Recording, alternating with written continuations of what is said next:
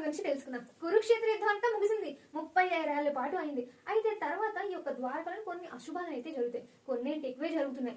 అయితే ఒకసారి విశ్వామిత్రుడు, కణ్వ మహర్షి వీళ్ళంతా కూడా ఈ యొక్క ద్వారకకు వస్తారు. వచ్చినప్పుడు ఈ యొక్క యాదవులు ఉంటారు కదా, సో వాళ్ళ యొక్క పరిహాసానికి అందులోని శ్రీకృష్ణుడు కొడుకైనటువంటి సాంబుడు ఒక ఆడవేషం వేసుకుని వస్తాడు. ఈమె కడుపులో ఏం జన్మిస్తుందని చెప్పి ఈ యొక్క మునులను అడుగుతారు. అసలే మునులు చాలా కోపంగా ఉంటారు కదా. అయితే ఈమెకి ఏం పుడుతుందని అడగగానే సో తను ఏం చెప్తుందంటే, ఈ యొక్క మునులంతా చాలా కోపంగా ఈ యొక్క వంశాన్ని నాశనం చేసేందుకు ఒక ముసలం అనేది ఈ యొక్క కడుపులో జన్మిస్తుందని చెప్తారనమాట.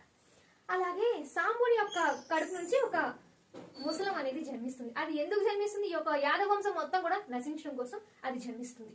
భయపడిపోయినటువంటి యాదవులంతా కూడా ఆ యొక్క ముసలాన్ని వీళ్ళు అరగదీసేస్తారు. అరగదీసి పౌడర్ చేసేస్తారు, పొడిలాగా చేసేసి దాన్ని తీసుకెళ్లి సముద్రంలో కలిపేస్తారు.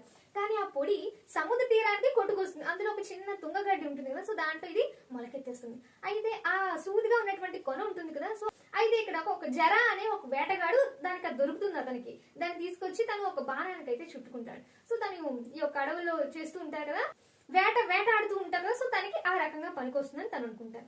అయితే ఒక రోజు యాదవులంతా కూడా ప్రభాస తీర్థంలోని వీళ్ళు విహారానికి వెళ్తారు.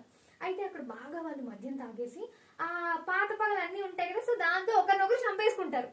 ఆయుధాలు లేకపోవడంతో అక్కడ ఉన్నటువంటి ఆ గడ్డి ఉంటుంది కదా, తుంగగడ్డి, దాన్ని పీకేసి వాళ్ళు ఒకరికి, అంటే ఇదంతా కూడా చూడండి ఆ శాపం వల్లనే జరుగుతుంది, అదంతా దాని వల్ల మొలకెత్తుతుంది. సో ఒకరి దాంతో ఒకరి మెడలన్నీ చంపేసుకోవడం అంతా ఇక్కడే జరుగుతుంది అనమాట. అలా అంతా యాదవంశం మొత్తం కూడా ఎవరి ముందు? శ్రీకృష్ణుడు, బలరాముడు, వీళ్ళ ముందే నాశనం అయిపోతుంది.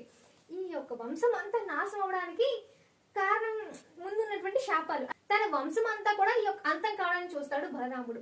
అయితే అక్కడే ఆ సముద్రం అంచునే తను యోగ సమాధిలోకి వెళ్ళి శేషనాగు రూపంలోని తన యొక్క దేహాన్ని మొత్తాన్ని కూడా తను విడిచిపెట్టేస్తాడు. ఇక శ్రీకృష్ణుడు తను కూడా అవతారం చాలించాలి కదా, ఇంకా తన పని కూడా అయిపోయిందని తను గ్రహించి ఒక చెట్టు కింద విశ్రమిస్తూ ఉంటాడు ఈ యొక్క శ్రీకృష్ణుడు.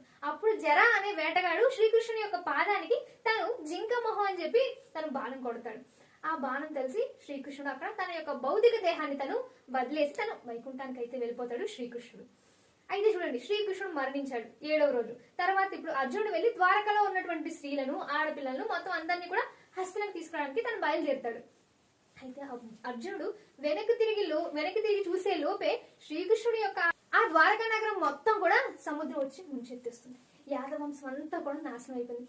ఈ వార్త అంతా వాళ్ళు వింటారు, వాళ్ళు కూడా బాగా బాధపడతారు. అయితే నెక్స్ట్ ఏం చేయాలి?